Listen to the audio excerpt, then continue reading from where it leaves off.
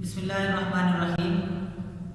پیارے دوستو، کافی سارے دوست احباب اس بات میں پریشان رہتے ہیں کہ آخر ہمارے اوپر ہی مصیبت کیوں آتی ہے۔ وہ کافی مرتبہ دیکھتے ہیں کہ ان پر مصیبت کوئی پریشانی آ جاتی ہے، ان کا کوئی مال گم ہو جاتا ہے، اور یا وہ بیمار ہو جاتے ہیں، یا ان کا کسی کے ساتھ جھگڑا ہو جاتا ہے، کوئی پریشانی کسی قسم کی بھی کوئی پریشانی ان کو آ جاتی ہے، بہت پریشان دکھائی دیتے ہیں۔ تو جب ہم قرآن پاک کا مطالعہ کرتے ہیں تو نظر آتا ہے، معلوم ہوتا ہے، جو میں نے سیکھا، جو میں نے سمجھا وہ یہ ہے کہ مصیبت یا پریشانی کوئی بھی آتی ہے تو اس میں اللہ تعالیٰ کی رحمت ہوتی ہے، اللہ تعالیٰ کی مہربانی کے ساتھ ہی ہوتا ہے۔ مصیبت یا پریشانی اللہ تعالیٰ کی رحمت کے بغیر آ ہی نہیں سکتی۔ حضرت موسیٰ علیہ السلام نے جب اللہ تعالیٰ سے پوچھا تھا کہ یا اللہ، یہ مصیبت اور پریشانی یا دکھ تکلیف کیوں آتا ہے، تو یہ اس بات کا مفہوم ہے۔ تو اللہ تعالیٰ نے فرمایا کہ اگر مصیبت پریشانی دکھ تکلیف نہ ہو تو لوگ میرے قریب کس طرح آئیں گے۔ تو اس سے ایک تو اللہ تعالیٰ کا قرب حاصل ہوتا ہے۔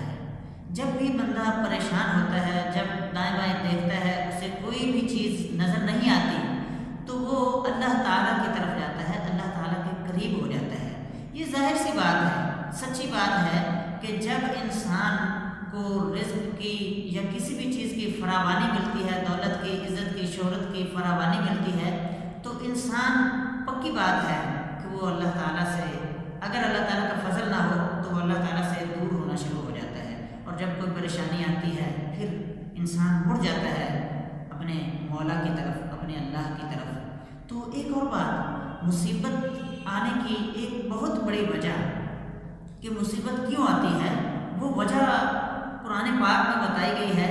اللہ تعالیٰ نے فرمایا کہ یہ جو مصیبت ہے نا، یہ تو تمہاری اپنی غلطیوں کی وجہ سے ہے، تمہارے اپنے ہاتھوں کی کمائی ہوتی ہے۔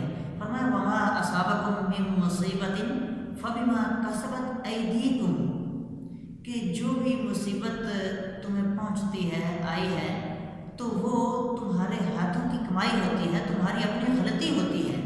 ویعفو عن کثیر، اور بہت ساری باتیں تو اللہ تعالیٰ معاف کر دیتا ہے۔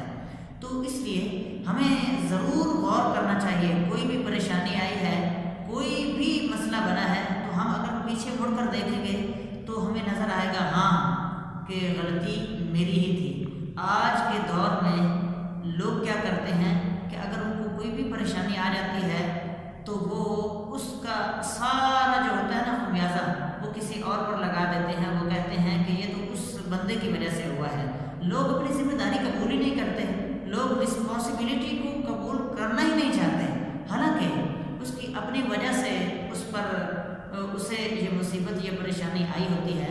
اور دوسری ایک اور بڑی وجہ جو ہے، بڑی بات جو ہے، کچھ بندے ایسے بھی ہوتے ہیں جن کو اللہ تعالیٰ آزماتا ہے، جیسا کہ فرمایا گیا وَلَنَبْلُوَنَّكُمْ بِشَيْءٍ مِّنَ الْخَوْفِ وَالْجُوعِ وَنَقْصٍ مِّنَ الْأَمْوَالِ وَالْأَنفُسِ وَالثَّمَرَاتِ، کہ ہم تمہیں مفہوم بیان کر رہا ہوں کہ وَلَنَبْلُوَنَّكُمْ بِشَيْءٍ مِّنَ الْخَوْفِ، ہم ضرور تمہیں آزمائیں گے خوف سے اور تنگی سے، پریشانی سے، وَنَقْصٍ مِّنَ الْأَمْوَالِ، اور مال کی کمی سے، وَالْأَنفُسِ، اور جانوں کی کمی سے، وَالثَّمَرَاتِ، اور پھلوں کی، رزق کی کمی سے ہم تمہیں آزمائیں گے۔